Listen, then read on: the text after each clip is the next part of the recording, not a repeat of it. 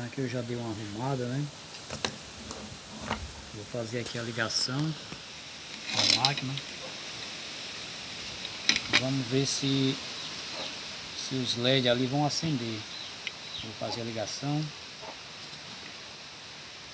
Acendeu. Apagou.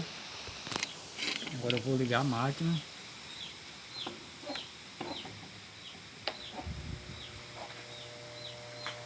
Barulho da válvula, ó, já funcionando, né? Ali eu fiz umas emendas ali, ó. Aqui também. Ali também um rato tinha ruído aqueles fios todos ali. Também fiz uma emenda. Ele tinha ruído o fio da energia, né? O fio da rede ali da energia.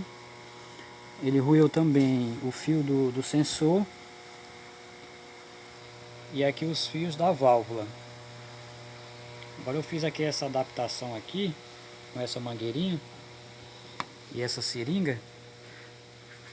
Agora eu vou apertar essa seringa aqui e ela vai começar a funcionar.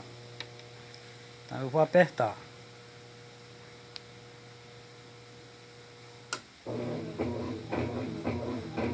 Ó.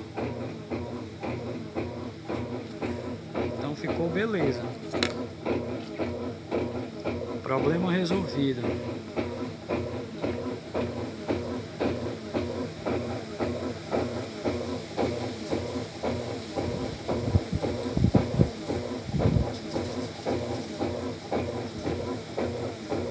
Agora é só fechar a máquina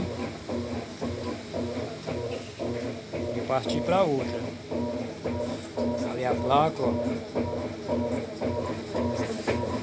O rato tinha ruído toda essa fiação,